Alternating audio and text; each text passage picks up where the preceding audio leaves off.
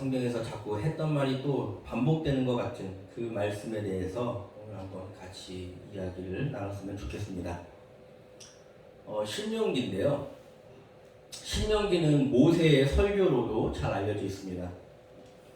이제 40년간의 광야 생활이 끝나고 이제 드디어 약속했던 가나안 땅에 들어가기 직전입니다. 가나안 땅에 들어가기 직전에 이제 모세가 출애굽을 한 1세대들이 끝나고 새로운 2세대들에게 하나님의 말씀을 전달하는 내용, 이게 무엇이라고요? 신명기입니다. 그런데 이 모세가 하는 이 설교가 전혀 막 새롭거나 전혀 없던 얘기를, 새로운 세대이기 때문에 새로운 세대에 맞춰서 전혀 없던 얘기를 새롭게 하는 게 아니라 그 전에 1세대가 들었던 출애굽기와 레위기의 내용을 반복해서 또 얘기한다는 겁니다. 그래서 신명기가 이 신자가 되풀이 신자입니다. 한자로 말하면. 그래서 되풀이되는 명령 명자를 써가지고 되풀이되는 명령들, 되풀이되는 말씀들, 이게 무엇이라고요? 신명기라는 겁니다.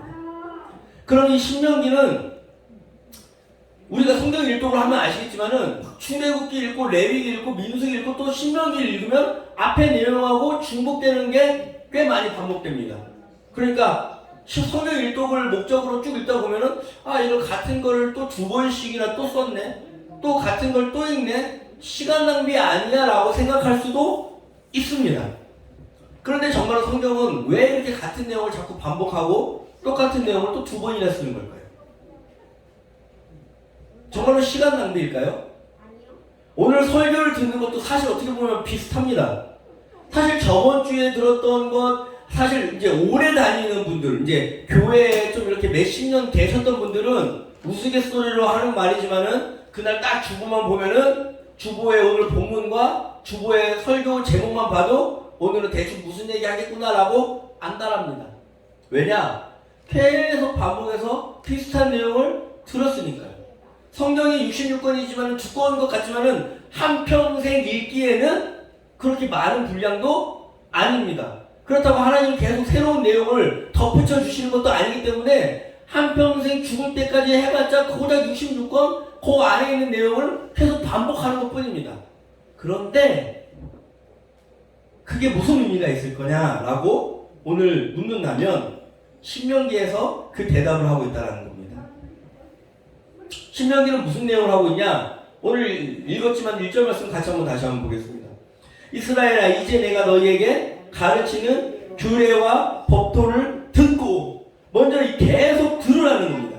모세는 새로운 얘기를 새로 하는 게 아니라 그 전에 했던 말을 또 얘기하는 겁니다.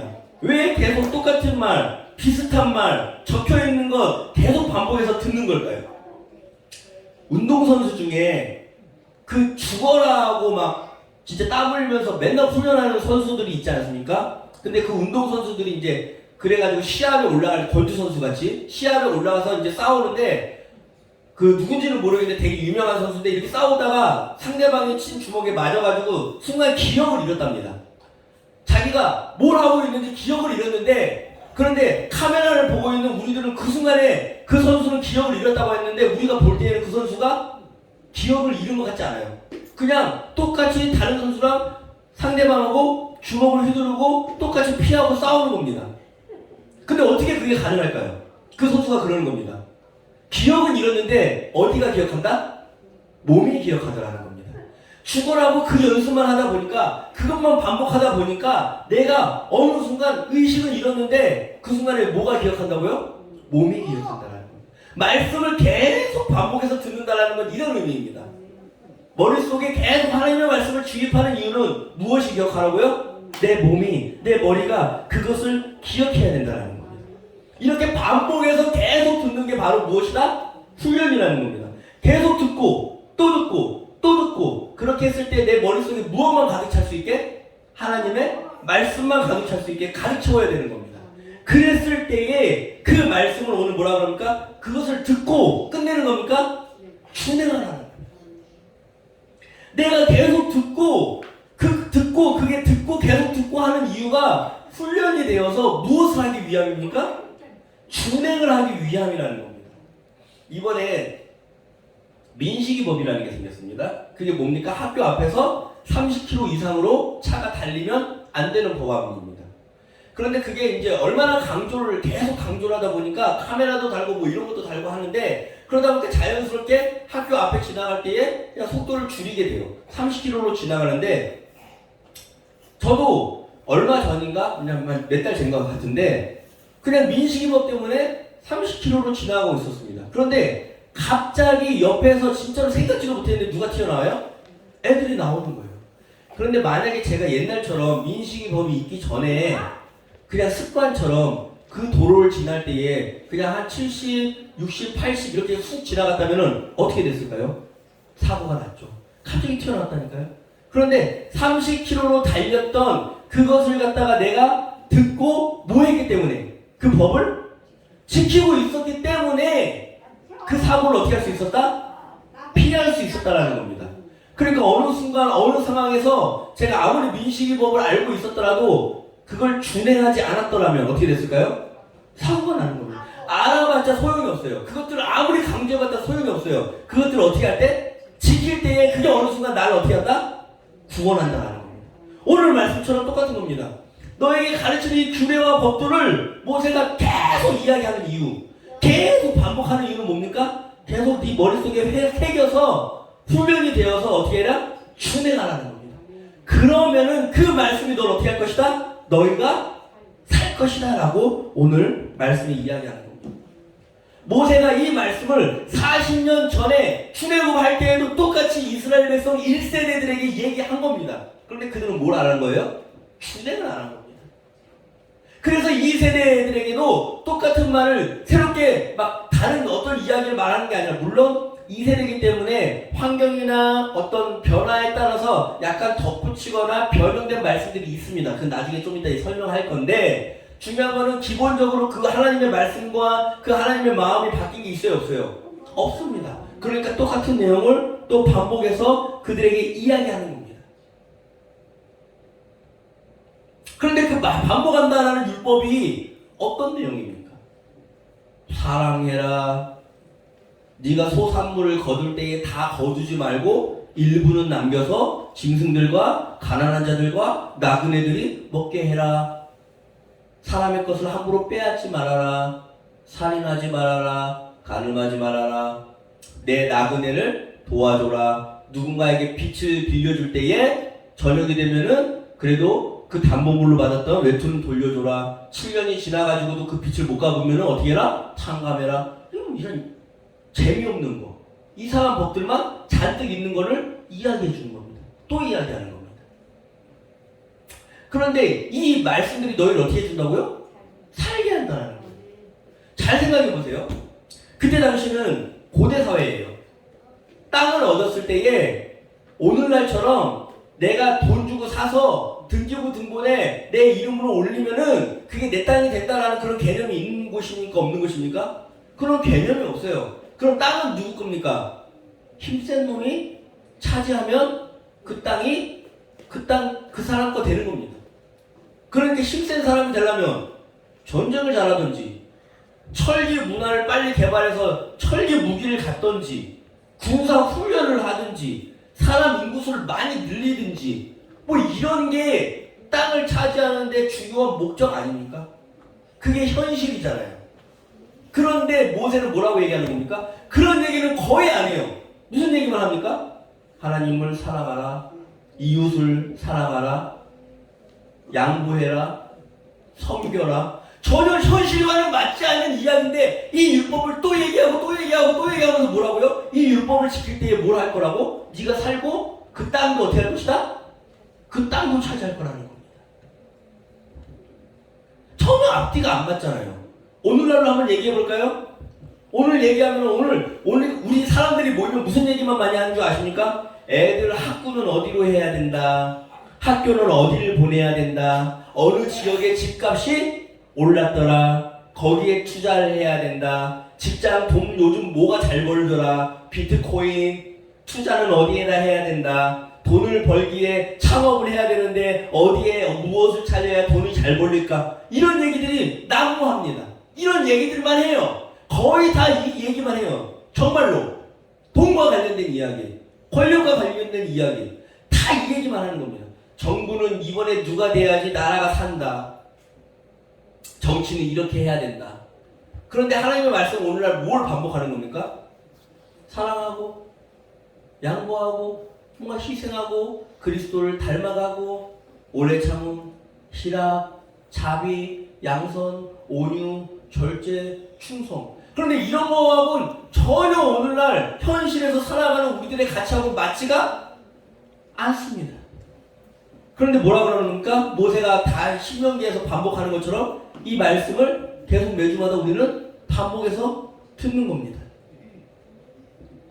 그렇게 반복해서 듣는 이유, 그렇게 반복해서 듣는 이유가 바로 신명기에서 이렇게 얘기하는 겁니다. 같이 한번 읽어볼까요? 4절부터 9절까지 시작. 이스라엘아, 먼저 들으라. 우리 하나님 여호와는 오직 유일한 여호와시니 너는 마음을 다하고 뜻을 다하고 힘을 다하여 내 하나님 여호와를 사랑하라. 이것이 오늘 우리가 살아가는 방법입니다. 그 다음에 오늘 내가 내게 명하신 이 말씀을 너는 마음에 새기고 내 자녀에게 부지런히 가르치며 집에 앉아있을 때든지 길을 갈 때든지 누워있을 때든지 일어날 때든지 말씀을 계속 강론할 것이며 너는 또 그것을 내 손목에 매어 기호를 삼으며 내 미간에 붙여 표로 삼으며 내 물설주와 바깥문에 기록할지니.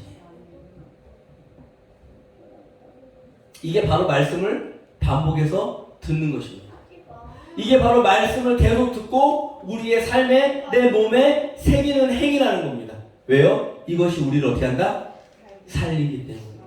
그리고 이것이 지금 현실과는 전혀 상관없는 것 같지만은 이 땅의 어떤 가치와는 전혀 상관없는 것 같지만은 이것이 우리로 하여금 무엇을 하게 한다? 이 땅에서 계속 하나님의 자녀로 살 수 있게 한다는 겁니다. 말씀을 이렇게 계속 반복하는 것, 매 주마다 똑같은 말씀을 듣는 것, 이게 때로는 우리가 무슨 의미가 있지? 이게 뭐지? 라는 생각이 들 때가 있습니다. 그런데 그럴 때마다 오늘 신명기를 읽으면 아시겠지만은 계속 반복하는 이 말씀이 우리를 어떻게 한다고요? 살린다라고 얘기한다는 거예요. 그럼 우리는 이렇게 얘기합니다. 이게 현실과 너무 맞지 않는 거 아니냐? 너무 동떨어진 거 아니냐? 그런데 그런 게 아니라 우리는 이 말씀이 현실이 되게끔 해야 된다는 거예요. 우리가 오늘 살아가는 이 땅의 현실에 우리를 맞추는 게 아니라 이 말씀을 계속 듣는 이유는 이 말씀이 우리의 현실이 돼야 된다는 거예요. 제가 하루는 중고차가 필요해가지고 차를 한번 이렇게 쭉 알아봤어요. 그런데 아시겠지만은 차를 보다 보면은 이 차도 좋아 보이고 이 차에다가 돈을 조금만 더 보태면은 저 차도 좋아 보이고 저 차에다가 돈을 조금만 더 보태 보이면은 아 이거 외제차도 살 수 있겠네. 점점 이 욕심이 계속 끝도 없습니다. 그런데 중요한 거는 사지도 않을 건데 계속 그렇게 보다가 어떻게 됩니까? 하루 내가 뭔가 일을 해야 되는데 홀랑 하루가 지나가 버렸어요. 아무것도 안 했어요. 그냥 그것만 알아보다가 그렇게 하루의 시간이 쑥 지나가 버려요. 그런데 끝까지 그렇게 계속 그걸 차를 보고 알아보고 하다가 아 이거 외제차도 좋고 이거 비싼 차도 좋고 다 좋아 보이다 하다가 돈이 없으니까 또 뭐합니까? 그럼 돈을 벌려면 뭘 해야 되지? 라고 하면서 이것도 보고 저것도 보니까 아 이 사람은 하루에 주식 투자해서 얼마를 벌었네. 이 사람은 비트코인을 해서 하루에 얼마를 벌었네. 아 저 사람은 아파트를 사가지고 하루에 이게 돈이 이렇게 튀었네. 2배를 벌었네. 3배를 벌었네. 돈이 막 몇 억 단위로 막 수십억 단위로 올라갑니다. 그러다 보니까 마음이 어떻게 되냐요? 마음에 하나님의 말씀이 들어오는 게 아니라 점점 이방인들의 문화가 내 마음을 사로잡습니다. 그냥 거기에 관심이 가요. 거기에만 그냥 그 시간에 거기에만 집중이 되는 거예요. 그러다가 내 순간 깨닫습니다. 내가 지금 뭐 하는 짓이지? 그러면서 다시 뭘 반복해서 듣는 겁니까? 말씀을 반복해서 듣는 겁니다. 그때 별거 아니었던 아브라함의 이야기, 별거 아니었던 야곱의 이야기, 그냥 맨날 들었던 것 같은 이삭의 이야기가 내 마음속에 다시 한번 반복되고 쌓일 때마다 그래 내가 지금 나그네 길을 살아가는 중이지.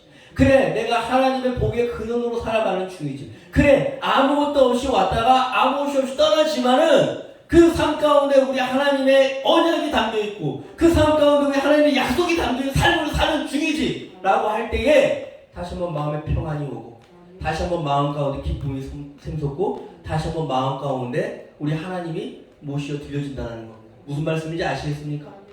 말씀을 반복하는 이유가 거기에 있다는 겁니다. 그냥 똑같은 얘기인 것 같고 그냥 별거 아닌 것 같은 얘기지만은 그 말씀이 계속 반복돼서 내 삶에 실현이 될 때에 현실을 따라가는 게 아니라 그 하나님의 말씀이 무엇이 된다고요? 나의 현실이 된다는 겁니다.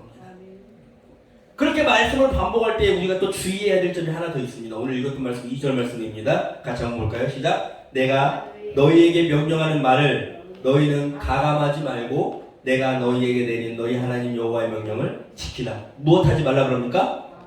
가감하지 말라 그럽니다. 이 말씀을 읽으면 이제 가끔 믿음이 좋으시다고 생각하는 분들은 이걸 문자 그대로 받아들인다라는 어떤 그런 개념을 갖고 있습니다. 그러니까 문자에 나와 있는 성경에 그 나와 있는 한 글자도 틀리지 않고 해야지 가감하지 않는 것이다라고 생각하는 경우가 있는데 출애굽기랑 레위기랑 이 신명기를 잘 읽어보세요. 모세가 출애굽기에 했던 내용하고 신명기에 했던 내용하고 정말로 가감없이 말한다는 게 어떤 의미냐면은 문자 그대로 얘기하는 거냐? 아닙니다. 출애굽기에 했던 내용하고 신명기에 했던 내용하고 좀 다릅니다. 그럼 가감하는 게 아니잖아요. 예를 들면은 자 출애굽기 때는 너희 제사장은 이런 일을 하고 레위인은 이런 일을 하고 제사장과 레위인을 구분해놔요. 둘이 다른 일이에요. 그런데 신명기에서는 뭐예요? 레위인이 곧 모든 제사장의 역할을 수행하라고 얘기합니다. 또 다른 거는 너희들이 도축할 때 짐승을 잡아 죽일 때 어디에서만 잡으라고 합니까? 성소에서만 잡아 죽이라고 합니다. 왜냐하면 피는 소중한 것이고 그 짐승을 잡아 죽이는 도축 행위는 하나님께 드리는 화목제와 관련되어 있기 때문에 그 화목제가 없이는 짐승을 잡아 죽이면 안 됐어요. 출애굽기에서는.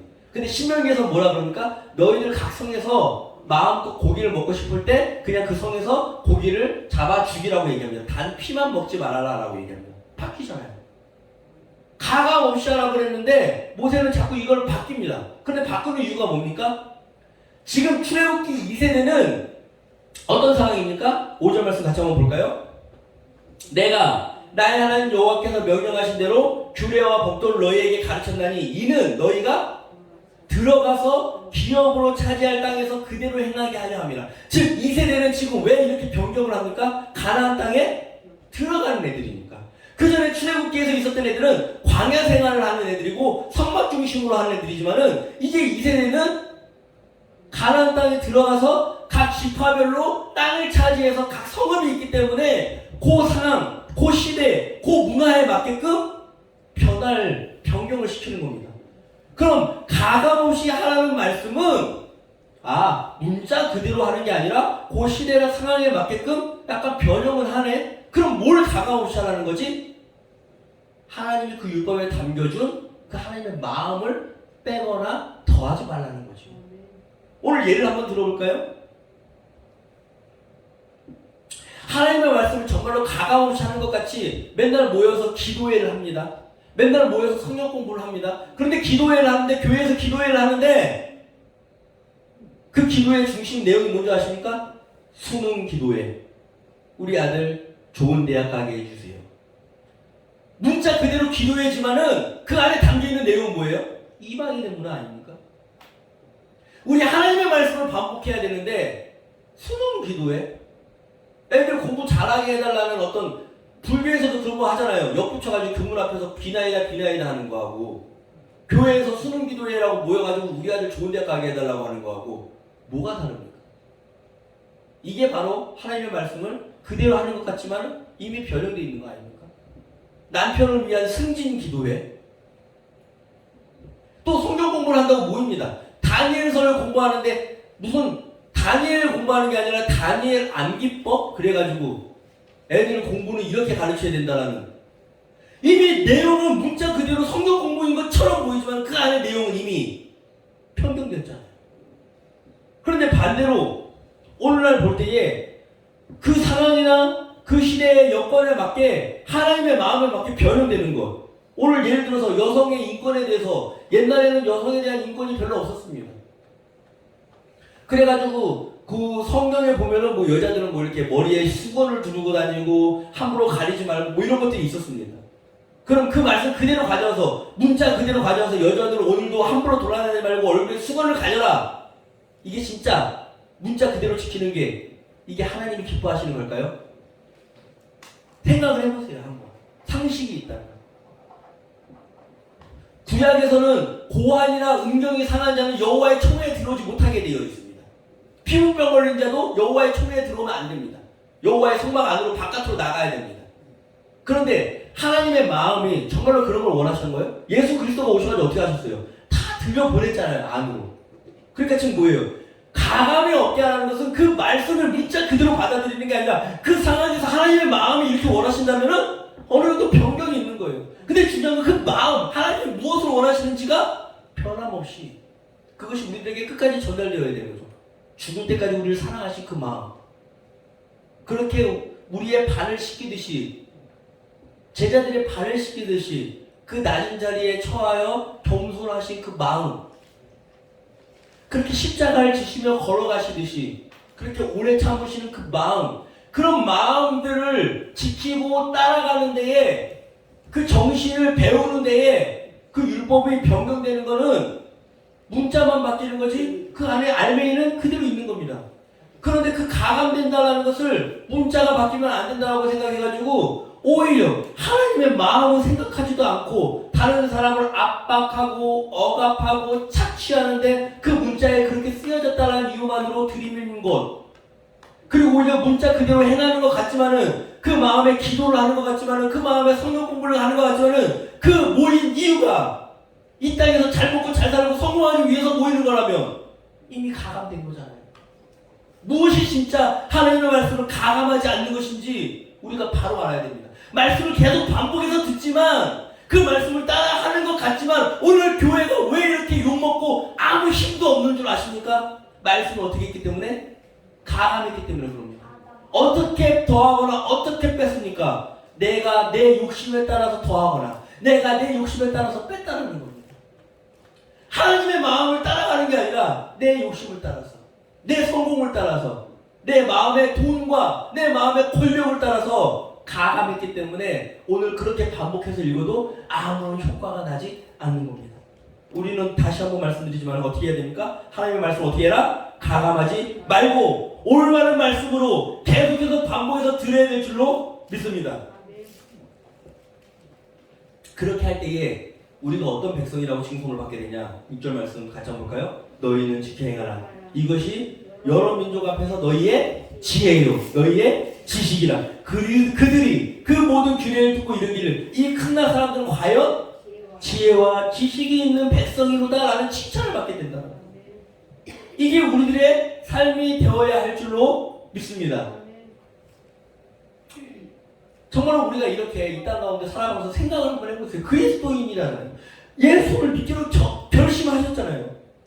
그러면 예수를 믿기 때문에 오늘 가장 큰 특권이 뭔 줄 아십니까?